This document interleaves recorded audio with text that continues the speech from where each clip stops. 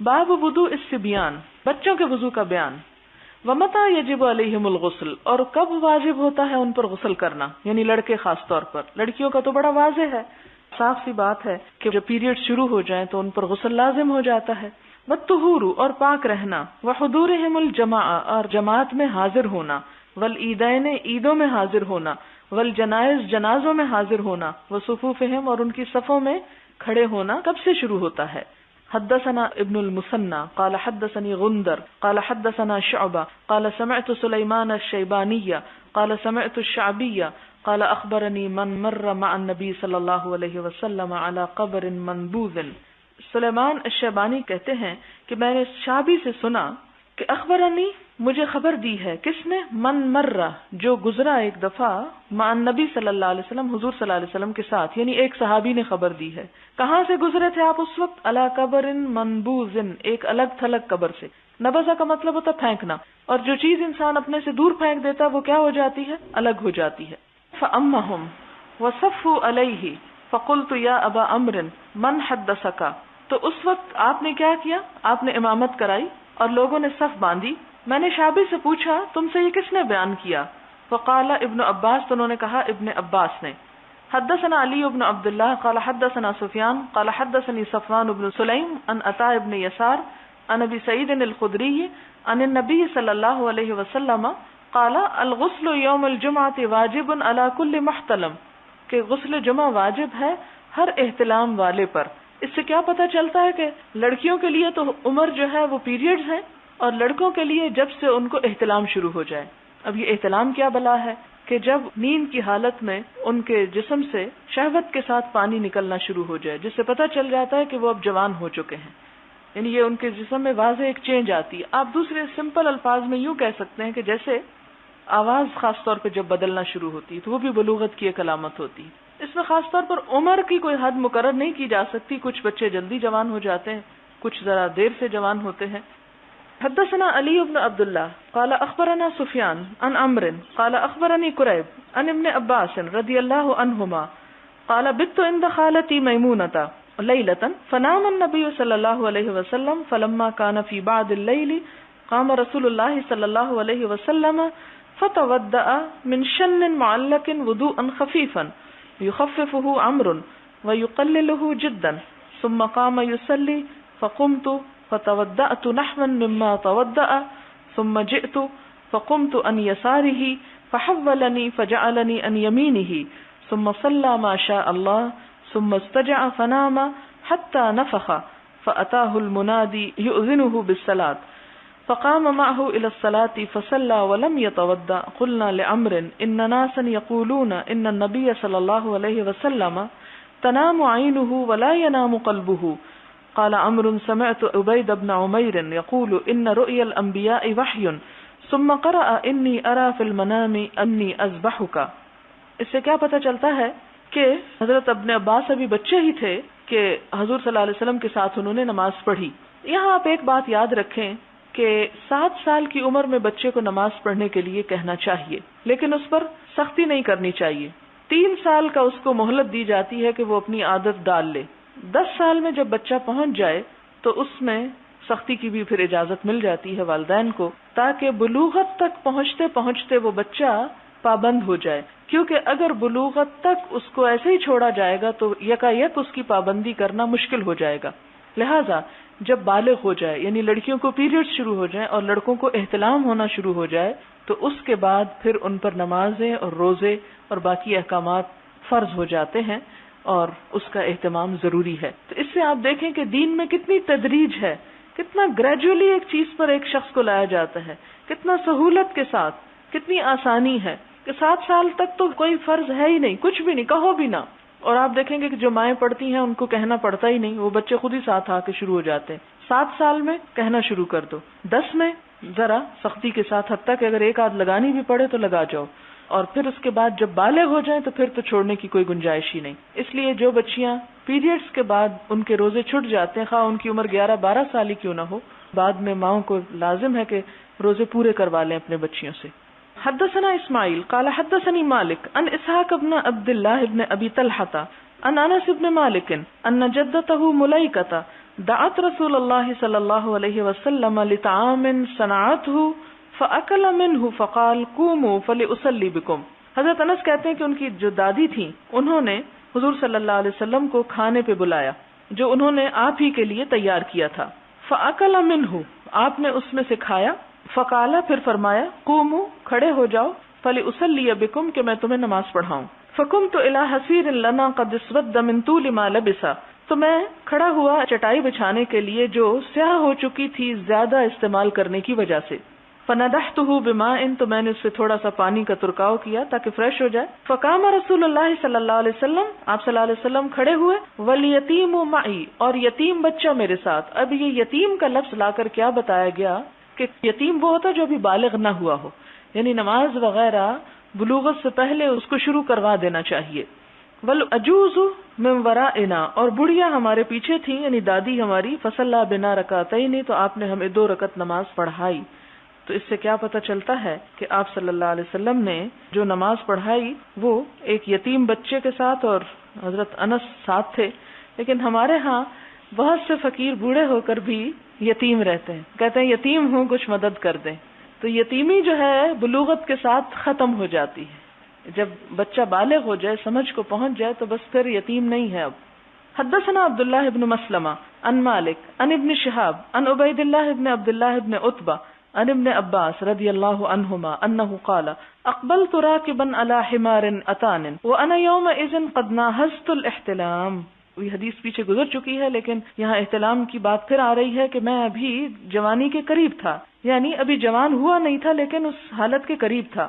ورسول اللہ صلی اللہ علیہ وسلم یصلی بالناس بمنن اور آپ صلی اللہ علیہ وسلم جو تھے وہ منا میں کیا کرتے تھے؟ نماز پڑھا رہے تھے. الی غیر جدار کسی دیوار کے بغیر. فمررت بین یدی بعد الصف میں بعض صف کے آگے سے گزر گیا. فنزلت پھر میں اترا یعنی گدھی سے اتر آیا. وارسلت الاتان ترتا اور گدھی کو چھوڑ دیا کہ چرتی پھرتی رہے. ودخلت فی الصف اور میں صف میں داخل ہو گیا. فلم ينکر ذلک علی احد تو کسی نے مجھ پر کوئی انکار نہ کیا، یعنی نابالغ بچہ صف میں شامل ہو کے نماز پڑھ سکتا ہے. مراد یہ ہے. حدثنا ابو الیمان قال اخبرنا شعیب عن الزہری قال اخبرنی عروۃ بن الزبیر ان عائشہ قالت اعتم النبی صلی اللہ علیہ وسلم دیر سے عشاء کی نماز پڑھی آپ صلی اللہ علیہ وسلم نے. وقال عیاش حدثنا عبد الاعلی قال حدثنا معمر عن الزہری عن عروہ ان عائشہ رضی اللہ تعالی عنہا قالت اعتم رسول اللہ صلی اللہ علیہ وسلم فی العشاء حتی نادى عمر قد نام النساء والصبیان کہ حضور صلی اللہ علیہ وسلم تاخیر سے گھر سے نکلے تو حضرت عمر نے بلند آواز سے کیا فرمایا؟ بچے اور عورتیں سو گئے ہیں. اس سے کیا پتہ چلتا ہے کہ عشاء کی نماز میں جب مائیں مسجد میں آتی تھیں تو بچے بھی ساتھ آتے تھے، تو بچوں کو مسجد آنے سے روکا نہیں گیا. اس سے کیا پتہ چلتا ہے؟ 2-3 باتیں. ایک تو یہ ہے کہ عشاء کی نماز تاخیر سے پڑھنا افضل ہے. دوسری بات یہ کہ مسجد میں عورتوں کا آنا درست ہے. تیسری بات یہ کہ بچوں کا آنا بھی یا بچوں کو لانا بھی درست ہے. لیکن افسوس یہ کہ اب مائیں تو دور کی بات، باپ بھی مسجد نہیں جاتے تو بچوں کو کہاں سے عادت پڑے گی. ہم نے پہلے ماؤں کو روکا، مائیں گھر بیٹھی تو باپ بھی بیٹھ گئے، تو بچے تو عادت ان کو پڑے گی مشکل. دوسری طرف خسارہ یہ ہوا کہ مسجدیں دہشت گردی کا گھر بن گئی جس کے نتیجے میں اور ویرانی ہو گئی. تو من ازلم ممن منع مساجد اللہ ان یذکر فیہا اسمہ وسعى فی خرابها. فخرج رسول اللہ صلی اللہ علیہ وسلم فقال انه ليس احد من اهل الارض يصلي هذه الصلاة غيركم ولم يكن احد يومئذ يصلي غير اهل المدینہ. حدثنا عمرو بن علی قال حدثنا يحيى قال حدثنا سفیان قال حدثني عبد الرحمن بن عابس سمعت ابن عباس رضی اللہ عنہما قال له رجل شهدت الخروج مع رسول اللہ صلی اللہ علیہ وسلم. عبد الرحمن بن عابس کہتے ہیں کہ میں نے ابن عباس سے سنا کہ ان کو ایک شخص نے کہا کیا تم حاضر ہوئے تھے حضور صلی اللہ علیہ وسلم کے ساتھ نکل کر، یعنی تم نے نکلنا دیکھا تھا حضور صلی اللہ علیہ وسلم کے ساتھ، مراد یہ کہ عورتوں کا. قال نعم. ابن عباس کہتے ہیں ہاں میں نے دیکھا تھا. ولولا مکانی منہ ما شہدتہ اور اگر میں آپ کے اس جگہ نہ ہوتا تو میں نہ دیکھ سکتا، یعنی رشتہ دار نہ ہوتا مراد ہے، یعنی من صغرہ یعنی ان کے کم عمر ہونے کی وجہ سے. اتل علم الذی عند دار کثیر ابن السلط کہ آپ صلی اللہ علیہ وسلم جو تھے کیا ہوا نکلے، عطا آپ تشریف لائے، العلم اس نشان کے پاس، الذی وہ جو تھا کہاں پر تھا، عند دار کثیر ابن سلط. وہ ان کو بتاتے ہیں کہ آپ صلی اللہ علیہ وسلم کہاں پر تشریف لائے تھے نماز پڑھنے کے لیے، تو وہ ابن السلط کے گھر کے پاس ایک نشان تھا، وہاں پر آپ آئے. پھر کیا ہوا؟ ثم خطبہ، پھر آپ نے خطبہ دیا. ثم اتى النساء، پھر عورتوں کے پاس تشریف لائے. فوعظہن، پھر ان کو خطبہ دیا. پھر کیا کیا؟ وذکرہن، اور ان کو بھی نصیحت کی. وامرہن، اور ان کو حکم دیا ان یتصدقن، کہ وہ صدقہ کریں. فجعلت المرأة تهوی بیدها، دیکھا کہ عورتیں پھینک رہی ہیں اپنے ہاتھوں سے، الی حلقها، اپنے جو چھلے ہیں، یعنی حلقہ کہتے ہیں نا سرکل کو، تو چھلا مراد ہے. دوسرا یہ کہ کانوں کی بالی بھی اگر گول ہے تو اس کے لیے بھی حلق استعمال ہو سکتا ہے. تلقی فی ثوب بلال، بلال رضی اللہ تعالیٰ عنہ کے کپڑے میں ڈال رہی ہیں. ثم اتی وهو بلال البیت، پھر آپ اور بلال گھر تشریف لے آئے. اس سے کیا پتہ چلتا ہے؟ یہ حدیث یہاں پر لانے کا مطلب کیا ہے کہ ابن عباس ابھی کم سن بچے تھے، لیکن وہ بھی عید کی نماز میں آپ صلی اللہ علیہ وسلم کے ساتھ نکلا کرتے تھے، اور کیونکہ وہ رشتہ دار تھے اس لیے ان کے قریب رہنے کا بھی ان کو موقع مل گیا، جو کہ سب بچوں کو نہیں مل سکتا. باب خروج النساء الى المساجد باللیل والغلس، عورتوں کا رات اور اندھیرے میں مسجد کو جانا. لیل اور غلس دو باتیں. لیل رات کو کہتے ہیں، غلس اندھیرے کو. حدثنا ابو الیمان قال اخبرنا شعیب عن الزهري قال اخبرني عروة بن الزبير عن عائشة رضي الله عنها قالت اعتم رسول الله صلى الله عليه وسلم بالعتمة حتى ناداه عمر نام النساء والصبيان، فخرج النبي صلى الله عليه وسلم فقال ما ينتظرها احد غيركم من اهل الارض ولا يصلي يومئذ الا بالمدينة وكانوا يصلون العتمة فيما بين ان يغيب الشفق الى ثلث الليل الاول. عتمہ کا وقت کب تک ہوتا تھا؟ شفق غروب ہونے کے بعد رات کی 1/3 گزرنے تک. اور اس حدیث سے بھی کیا پتہ چلتا ہے کہ رات کی نماز بھی عورتیں پڑھ سکتی تھیں، اور اگر رات کو جا سکتی ہیں، رات کو نکلنا تو زیادہ مشکل ہوتا ہے، تو دن کو بھی جا سکتی ہیں، اور دن چڑھے جیسے عید کی نماز ہے اس پہ بھی جا سکتی ہیں. تو ایک عید کی نماز کی بات لا کے انہوں نے کیا بتایا کہ دن کو گئیں، اور اندھیرے کی بات لا کے بتایا خاص طور پر کہ اندھیرے میں بھی گئیں، تاکہ کسی کو یہ نہ رہے کہ جی صرف روشنی میں عورت جائے اور اندھیرے میں مسجد نہ جائے. نہیں، اگر اپنے بچے کو انگلی ساتھ لگا کے جا رہی ہے تو حرج نہیں ہے، شام کے بعد بھی عورت گھر سے بوقت ضرورت نکل سکتی ہے. حدثنا عبید اللہ ابن موسیٰ عن حنظلۃ عن سالم ابن عبد اللہ عن ابن عمر رضی اللہ عنہما عن النبی صلی اللہ علیہ وسلم قال اذا استأذنکم نساؤکم باللیل الى المسجد، جب اجازت مانگے تم سے تمہاری عورتیں رات کے وقت مسجد جانے کو، فأذنوا لہن، ان کو اجازت دے دیا کرو. یعنی ایک طرف عورتوں کو اجازت آپ نے خود دے دی، پھر چونکہ عورت تابع ہے شوہر کے، شوہر کی اطاعت ضروری ہے، لہٰذا دوسری طرف شوہر کو بھی کہا تم بھی اجازت دے دیا کرو، میں نے دے دی ہے تم بھی دے دیا کرو. لہٰذا چھٹی کس کو مل گئی؟ ہم کو مل گئی. وہ کہہ رہی ہیں مرد حدیث پڑھیں تو بات بنے نا. یہ میں خاص طور پر یہ امام بخاری کی ذہانت پہ حیران ہوتی ہوں کہ انہوں نے رات کا باب باندھا، کیونکہ کبھی کبھی عورتوں کو رات کو نکلنا پڑتا ہے تو بڑی مشکلات کا شکار ہو جاتی ہیں. کہ یہ کون سا نیا دین آ گیا ہے کہ جو تمہیں راتوں کو بھی اب کہتا ہے گھر سے نکل آؤ.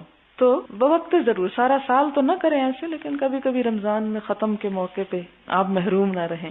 تابعہ شعبہ، پھر امام بخاری اور سندیں بھی لاتے ہیں کہ اس کی مطابقت کی شعبہ نے عن الاعمش عن مجاہد سے عن ابن عمر عن النبی صلی اللہ علیہ وسلم سے. یہ حدیث دوسری طرف بھی روایت ہوئی ہے.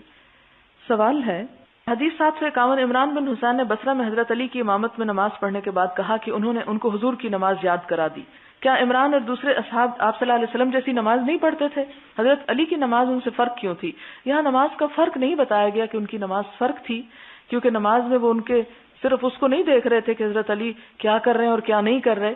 اصل بات یہ تھی جس کو انہوں نے نوٹ کیا تھا، وہ یہ کہ انہوں نے اس انداز سے رکوع، سجدے اور قیام کیے ہیں کہ حضور کی نماز یاد آ گئی، بالکل ایسی جیسے ہم میں سے کوئی کہتا ہے آج فلاں کے پیچھے نماز پڑھ کے حرم کی نماز یاد آ گئی.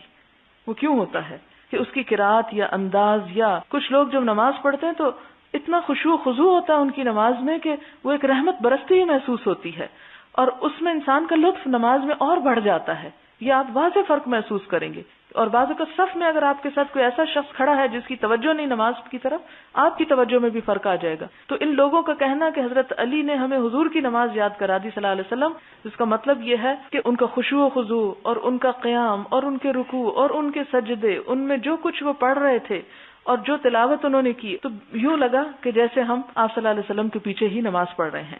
تو اس سے مراد صرف اس کا ظاہری رکھ رکھاؤ نہیں ہے، بلکہ وہ سارا انداز اور خشوع و خضوع مراد ہے.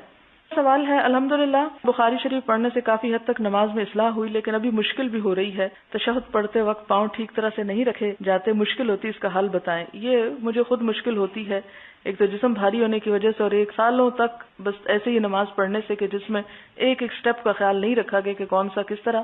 لیکن اس کا ایک فائدہ ہوگا جو مجھے ہوا، اور وہ فائدہ یہ کہ نمازیں آہستہ ہو گئیں۔ وہ تسلی اور وہ خشوع و خضوع جو پہلے کوشش کے باوجود نہیں پیدا ہوتا تھا، جب ایک ایک سٹیپ پہ سنت کو فالو کرنا شروع کیا تو اس عرصے سے میری نماز خود بخود آہستہ ہو گئی۔ اس سے پہلے اگر ماں کہتی بھی تھی کہ آہستہ پڑھو تو آہستہ ہو نہیں پاتے تھے، لیکن جب وہ پتا چلا کہ اچھا یہ بھی کرنا ہے یہ بھی کرنا ہے، تو وہ جب سوچنے میں ذرا ٹائم لگتا تھا تو نماز سلو ہو گئی۔ تو آپ بھی کریں گے تو تھوڑا سلو بھی ہو جائیں گے، خشوع بھی انشاءاللہ آئے گا، اور آپ واضح فرق اپنی کیفیت میں محسوس کریں گے جب آپ پراپر طریقے سے پاؤں اور سجدہ اور ہر چیز کریں۔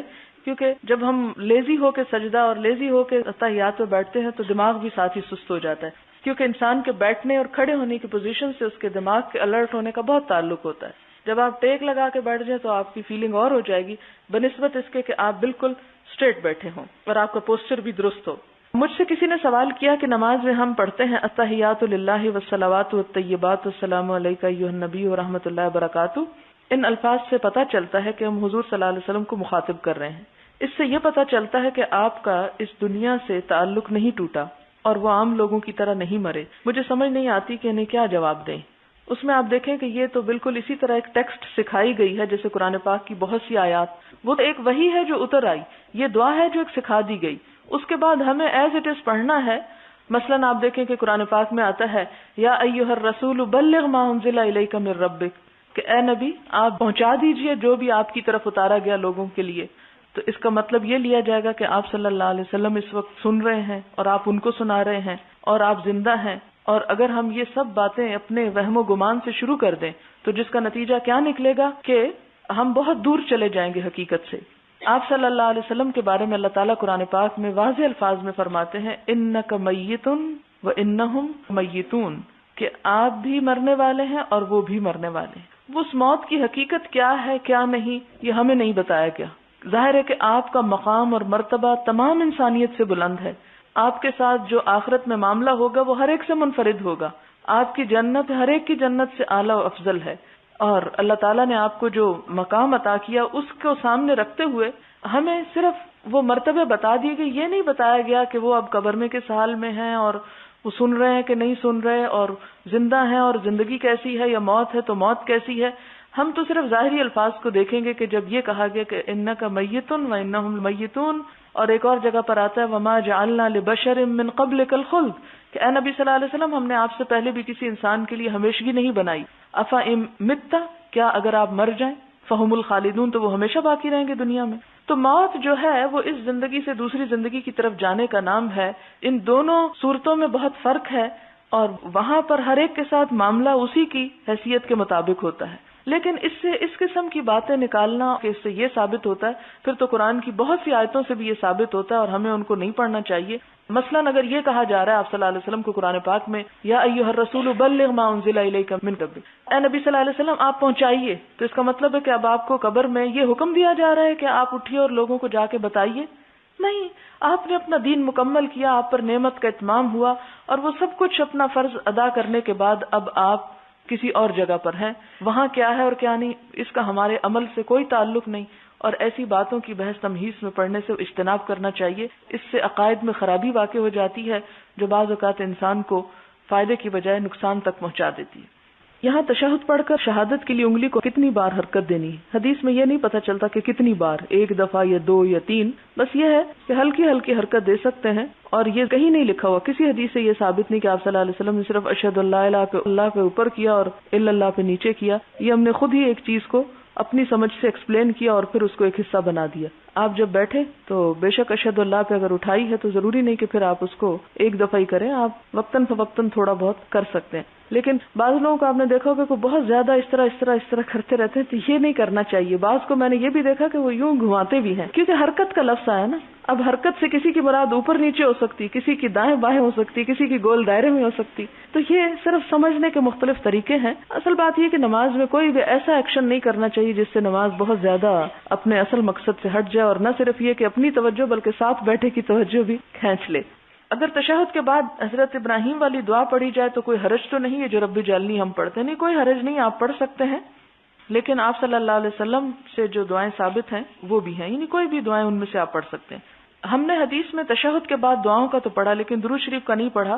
اور جگہوں پر وہ روایات موجود ہیں. امام بخاری شاید اس لیے نہیں لائے کہ ان کو کوئی ایسی روایت ملی نہیں ہوگی کہ جو ان کی صحت کے معیار پہ پوری اترتی ہو، لیکن اس کے علاوہ بھی صحیح روایات موجود ہیں. اس کا یہ مطلب نہیں کہ صرف بخاری میں ہی سب کچھ صحیح ہے اور بخاری کے علاوہ کہیں صحیح ہے نہیں. صحیح مسلم بھی ہے، ابو داؤد اور ابن ماجہ وغیرہ میں بھی صحیح احادیث موجود ہیں. اس لیے اگر کوئی چیز یہاں نہیں ملتی تو وہاں بھی مل جائے گی. نماز میں سلام پھیرنے سے پہلے کتنی دعائیں پڑھ سکتے ہیں؟ جتنی آپ میں ہمت اور استطاعت ہو، اور جتنی آپ کو یاد ہو، اور جتنی آپ پڑھنا چاہیں. اس میں قید نہیں ہے. کیا تشہد میں سلام پھیرنے سے پہلے ہر قسم کی دعا مانگی جا سکتی ہے؟ صرف قرآنی دعائیں ہی مانگنی چاہیے؟ مسنون دعائیں مانگنی چاہیے کہ جو آپ صلی اللہ علیہ وسلم نے مانگی ہیں. جب امام سلام پھیرتا ہے تو مقتدیوں کو امام کے دونوں طرف سلام کہنے کے بعد سلام پھیرنا چاہیے، یا جب امام ایک طرف سلام پھیر چکے تو بعد میں مقتدی کو پھیرنا چاہیے، یا امام کے ساتھ ساتھ؟ دونوں طریقے ہو سکتے ہیں کہ امام پھیر رہا ہو تو ساتھ بھی پھیر لیا جائے تو کوئی حرج نہیں، اور یہ بھی کہ اگر وہ پھیر کے وہ بائیں طرف گیا تو اس وقت مقتدی دائیں طرف جائے. یعنی دونوں طریقے ملتے ہیں. اور بعض اوقات یہ ہوتا ہے کہ مقتدی کی ابھی ایک آدھ چھوٹی سی بات کوئی رہ جاتی ہے جس کو وہ پڑھ رہا ہوتا ہے، ذرا سی تاخیر ہو جاتی ہے، تو اس تاخیر میں حرج نہیں. لیکن بہت تاخیر کے امام سلام پھیر کے صف سے بھی نکل چکا اور مقتدی ابھی بیٹھا ہوا ہے کہ میری اتحیات پوری نہیں ہوئی، تو اتنی تاخیر نہیں کرنی چاہیے. تھوڑی بہت بات جو ہے وہ درست ہے. حدیث میں آیا کہ یہ کہنا کہ فلاں تارے کی فلاں جگہ پر آنے سے بارش ہوتی ہے تو وہ اللہ کا منکر ہے. کیا محکمہ موسمیات والے جو یہ بتاتے ہیں کہ آئندہ 24 گھنٹے میں فلاں جگہ بارش ہوگی، وہ یہ کہتے ہیں بارش کا امکان ہے، یہ نہیں کہتے ہوتے ہوگی، اور فلاں جگہ نہیں، تو کیا ایسا بھی منکر میں آ جاتا ہے؟ نہیں. یہ تو یہ کہ ایک آلہ جو کچھ بتا رہا ہے اس پہ ڈپینڈ کر کے وہ ایک قیافہ، ایک اندازہ لگاتے ہیں، وہ حتمی یا یقینی بات نہیں کہتے، اس لیے یہ اس میں شامل نہیں ہوتا. میں اکثر آنکھیں بند کر کے نماز پڑھتی ہوں تاکہ مکمل دھیان نماز میں رہے، اور اس طرح میرے دل کو سکون ملتا ہے. جب آنکھیں کھولتی ہوں تو میرا دھیان ادھر ادھر چلا جاتا ہے. پلیز یہ بتا دیں کہ اس سے نماز پر کوئی اثر تو نہیں پڑے گا؟ نہیں، کوئی اثر نہیں پڑتا، آپ پڑھ سکتی ہیں اس طرح. سوال ہے، اگر نماز پڑھ چکے ہیں اور دعا مانگنے کو دل بھی چاہ رہا ہے لیکن وقت نہیں ملتا تو کیا چلتے پھرتے دعا کر لینی چاہیے؟ اور چلتے پھرتے کی گئی دعا اتنی ہی قبولیت کے درجے کو پہنچتی ہے جتنی کہ جائے نماز پر بیٹھ کر مانگی جانے والی دعا؟ اس میں آپ دیکھیں کہ وہ جو تسبیحات فاطمہ آپ پیچھے حدیث میں پڑھ چکے ہیں اور جن کا اجر اور ثواب بے پناہ ہے، اس کو میں نے گھڑی دیکھ کر پڑھا ہے، 1.25 سے 1.5 منٹ لگتا ہے صرف تینوں تسبیحات پڑھنے میں، اور وہ بھی نہیں کہ بہت تیز تیز، آرام سے منہ سے لفظ ادا ہوتا ہے. جہاں ہم نماز پڑھ لیتے ہیں تو کیا 1.5 منٹ اوپر نہیں بیٹھ سکتے؟ اگر وہ تسبیحات پڑھ کے صرف آپ اتنا ہی کہہ دیں ربنا آتنا فی الدنیا حسنۃ وفی الآخرۃ حسنۃ وقنا عذاب النار، گویا آپ نے ایک جامع دعا مانگ لی، سب کچھ مل گیا آپ کو. کیونکہ دعا مانگنا فرض نہیں ہے، نماز کا حصہ نہیں ہے، افضل ہے اور قبولیت کا وقت ہے، اس لیے مانگی جاتی ہے. اس کے بعد آپ دیکھیں کہ اگر کسی شخص کے پاس 1.5 منٹ بھی نہیں ہے اور مثلا ہنڈیا جل رہی ہے یا کوئی دروازہ ناک کر رہا ہے یا کوئی ایسے مہمان آ گئے ہیں، انہیں بعض اوقات ایمرجنسی ہوتی ہے کہ بمشکل آپ نماز پوری کر کے اور فوراً بھاگتے ہیں، مثلا گاڑی چھوٹ رہی ہے تو اب آپ کہیں 1.5 منٹ میں ذرا تسبیح کر لوں اور پھر میں گاڑی میں جا کے بیٹھوں گی، تو نہیں، اس صورت میں آپ چلے جائیں اور گاڑی میں بیٹھ کر بھی آپ اپنی تسبیح پوری کر سکتے ہیں، آپ چلتے ہوئے بھی کر سکتے ہیں، آپ ہنڈیا پکاتے ہوئے بھی کر سکتے ہیں، کیونکہ قرآن پاک ہی میں آپ پڑھ چکے ہیں کہ الذین یذکرون اللہ قیاما، پہلے قیام کا لفظ آتا ہے کہ وہ جو اللہ کا ذکر کرتے ہیں کھڑے ہو کر، وقعودا بیٹھ کر، وعلی جنوبہم اور لیٹ کر. تو اس صورت میں مثلا آپ کو بہت نیند آ رہی ہے اور آپ نے بمشکل سلام پھیرا اور آپ سوچتے ہیں کہ اب لیٹ کے آپ یہ تھکے ہوئے ہیں، کوئی حرج نہیں، ہر صورت میں ہو سکتی ہے. اللہ تعالیٰ یہ نہیں دیکھتا کہ کون بیٹھ کے پڑھ رہا ہے تو زیادہ ثواب اور جائے نماز پہ بیٹھ کے پڑھ رہا ہے، نہیں، وہ یہ دیکھتا ہے کہ کون دل کی کس حضوری کے ساتھ دعا مانگ رہا ہے. کسی حافظ صاحب نے مجھ سے سوال کیا کہ آپ مجھے بتائیں کہ اللہ تعالیٰ نے ہر حکم کے ساتھ قیامت کے دن مختلف سزاؤں کا ذکر کیا ہے جبکہ نماز کا حکم دیا گیا ہے، مگر پورے قرآن میں اس کے ادا نہ کرنے کی سزا کا کوئی حکم نہیں. میں نے خود بھی کوشش کی، پوری طرح تو نہیں، مگر جہاں کہیں بھی نماز اور زکوٰۃ کا حکم ہے، زکوٰۃ کی ادائیگی نہ کرنے کی سخت سزاؤں کا ذکر ہے، نماز کا سختی سے ادا کرنے کا حکم ہے مگر ادا نہ کرنے کی سزا کا حکم نہیں. اس میں آپ دیکھیں کہ عموماً میں ایک عام بات آپ کو بتاؤں کہ جب بھی کوئی شخص آپ سے سوال کرے تو یہ نہ سمجھے کہ وہ آپ پہ حملہ آور ہو رہا ہے یا آپ کو نیچے دکھانا چاہتا ہے. جب کوئی سوال کرتا ہے آپ سے، آپ اس کو بہت ٹھنڈے دل سے سنیں، اس میں خوف زدہ نہ ہو، جذباتی نہ ہو. بہت سارے لوگ صرف اپنی سیٹسفیکشن چاہتے ہیں، ایک بات جاننا چاہتے ہیں. ایسے لوگوں کے لیے بھرپور کوشش کریں کہ ان کو جواب دے سکیں لیکن گھبراہٹ کے بغیر. کچھ لوگ ایسے ہوتے ہیں جو صرف آپ کو تنگ کرنا چاہتے ہیں، آپ کو زچ کرنا چاہتے ہیں، آپ کو ستانا چاہتے ہیں. کوشش کریں کہ اگنور کر جائیں تاکہ انہیں مزید موقع ہی نہ ملے ستانے کا. لیکن اس کے باوجود اگر وہ نہیں باز آتے تو اس صورت میں ان کو پھر اگر خود سے دلیل نہیں معلوم تو کسی اور سے معلوم کر کے دی جا سکتی ہے. اگر یہ چیزیں آپ اپنے ذہن میں رکھ کے لوگوں کے جواب دیں تو آپ کو گھبراہٹ نہیں ہوگی اور آپ پریشان نہیں ہوں گے اور سوال کو ایک اپنے لیے چیلنج یا مصیبت نہیں سمجھیں گے. اور اس میں ہمیشہ یہ سوچنا چاہیے کہ ہم نامکمل انسان ہیں, ہمارا علم بھی کامل نہیں. وما اوتیتم من العلم الا قلیلا, کہ ہمیں علم میں سے بہت تھوڑا ملا ہے. جواب دیتے وقت ہمارے ذہن میں یہ ہونا چاہیے کہ ہمیں کوئی ان سے نمبر نہیں حاصل کرنے, نہ کسی سے تعریف حاصل کرنی ہے, نہ کسی سے کوئی مفاد حاصل کرنا ہے. ہم کو اللہ کی طرف سے جو ذمہ داری ہم پہ عائد ہوتی ہے کہ ہمیں اگر دوسروں سے کچھ بات زیادہ پتہ ہے تو وہ پہنچا دینی, اور اگر ہمیں نہیں پتہ تو اس میں شرمندہ ہونے کی یا خوف زدہ ہونے کی ضرورت نہیں. آسانی اور اطمینان کے ساتھ معذرت کر لینی چاہیے کہ مجھے نہیں معلوم. امام مالک کے دور کا واقعہ ہے, ایک شخص نے کسی سے کچھ سوال پوچھے تو اس نے کہا کہ یہ سوال تم اگر امام مالک سے جا کے کرو تو تمہیں ضرور جواب مل جائیں گے. تو بڑی امید لے کے امام مالک کے پاس آئے جو کئی سالوں سے وہ حدیث کا درس دے رہے تھے, اور اس نے ایک سوال پوچھا تو امام مالک اطمینان سے کہتے ہیں لا ادری, مجھے اس کا جواب نہیں آتا. وہ بڑا حیران ہوتا ہے کہ میں تو اتنی تعریف سن کے آیا ہوں اور یہ کہتے ہیں نہیں پتا. وہ دوسرا تیسرا کئی سوال اور سب سوالوں کے جواب میں وہ یہی اطمینان سے کہتے ہیں کہ مجھے اس کا نہیں پتا. تو آپ دیکھیں کہ اگر آپ کسی کو یہ کہہ دیتے ہیں کہ مجھے نہیں پتا, اس میں کیا حرج کی بات ہے؟ کیا ہر شخص کو ہر بات پتا ہونا ضروری ہے یا لازم ہے؟ تو اس سے ہماری شان میں فرق نہیں آتا. اور اگر ہم تواضع اختیار کر ہی لیں اور اللہ کی خاطر کریں تو اللہ تعالیٰ ایسے شخص کی عزت اور بڑھا دیتے ہیں. ایک حدیث میں آتا ہے من تواضع للہ رفعہ اللہ, جو اللہ تعالیٰ کے لیے تواضع اختیار کرتا ہے اللہ اس کو اور بلندی دیتے ہیں. اللہ کے لیے تواضع کیا ہے کہ اللہ کے ڈر سے انسان کسی کو غلط بات نہ بتائے کہ ہائے اب میری یہاں پر بےزتی ہو جائے گی اس لیے اب عزت رکھنی ہے, چاہے جھوٹی بات ہے غلط ہے بس میں کچھ نہ کچھ بتا دوں. نہیں, اگر آپ نے اللہ تعالیٰ کو ناراض کر کے لوگوں کے سامنے اپنی عزت بنانے کی کوشش کی تو وہ عزت نہیں بنی رہے گی, وہ ختم ہو جائے گی. لہٰذا اطمینان سے آپ یہ کہہ سکتے ہیں جی میں تو ابھی طالب علم ہوں, میرا تو علم بہت ناقص ہے, میں اس بات کو نہیں جانتی. لیکن یہ ہے کہ اگر آپ کسی اور سے معلوم کرنا چاہیں تو کر لینا چاہیے تاکہ کسی کے سوال سے آپ کو بھی فائدہ ہو, کیونکہ صحابہ کرام بعض اوقات اس بات کے لیے ترستے تھے کہ کوئی اچھا سمجھدار انسان آئے حضور صلی اللہ علیہ وسلم سے پوچھے تو ہمیں بھی اس کا جواب مل جائے, کیونکہ بہت زیادہ سوال کرنے سے منع کیا گیا تھا صحابہ کرام کو. یہاں جو سوال ہے اگر آپ اس کو ٹھنڈے دل سے قرآن پاک پہ غور کریں تو آپ کو نماز چھوڑنے کی سزا کا بھی ساتھ ہی علم ہو جائے. مثلا ایک جگہ پر آتا ہے کہ فی جنات یتساءلون عن المجرمین, کہ جنت میں وہ مجرموں سے پوچھیں گے ما سلککم فی سقر, کہ جہنم میں تمہیں کیا چیز لے گئی, قالوا لم نک من المصلین, تو کہیں گے ہم نماز پڑھنے والے نہ تھے.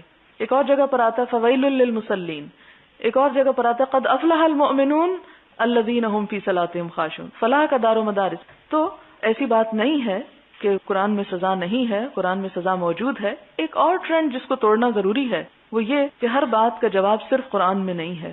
حضور صلی اللہ علیہ وسلم چلتا پھرتا قرآن سے آپ کی سنت اور آپ کی زبان سے بھی بہت سی چیزوں کی سزا کا ذکر ہوا ہے, اس کو بھی سامنے رکھنا ضروری ہے دین کو سمجھنے کے لیے. بجائے اس کے کہ ہم بہت زیادہ اپنی عقل استعمال کریں تو عقلی جواب سے پہلے ہم حضور صلی اللہ علیہ وسلم کی حکمت سے استفادہ کریں. اگر کوئی جواب وہاں مل جاتا ہے تو وہ زیادہ بہتر ہے.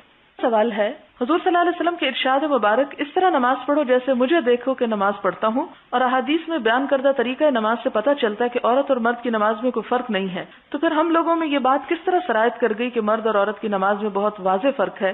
عورتوں کی اکثریت زمین سے جڑ کر خوب سمٹا کر نماز پڑھتی ہیں, جبکہ حضور صلی اللہ علیہ وسلم کے قول کی موجودگی میں علماء کی رائے کی کوئی حیثیت نہیں ہونی چاہیے تھی. علماء کو بھی اپنی رائے سے حدیث کی طرف رجوع کر لینا چاہیے تھا, مگر آج تک لوگ اسی طریقے پر چلے آ رہے ہیں جبکہ صحیح احادیث موجود ہیں. اب یہ تو آپ ان سے پوچھ سکتے ہیں کہ جو اپنے طریقے پہ جمے ہوئے ہیں. میں تو بار بار آپ کو یہی کہتی ہوں کہ ایک بندہ مومن کا دل کمپس کی سوئی کی طرح ہے کہ وہ اپنے رب کو چاہتا ہے, کہ رب کی تلاش ہے اس کو, اور جدھر رب کی رضا ہے وہ اسی طرف گھوم جاتا ہے, یہ نہیں دیکھتا کہ کون کیا کر رہا ہے. لیکن اگر کسی کی یہ کیفیت نہیں پیدا ہوتی تو ہم کیا کر سکتے ہیں. وآخر دعوانا الحمدللہ رب العالمین. سبحانک اللہم وبحمدک نشہد ان لا الہ الا انت نستغفرک ونتوب الیک. والسلام علیکم ورحمۃ اللہ وبرکاتہ.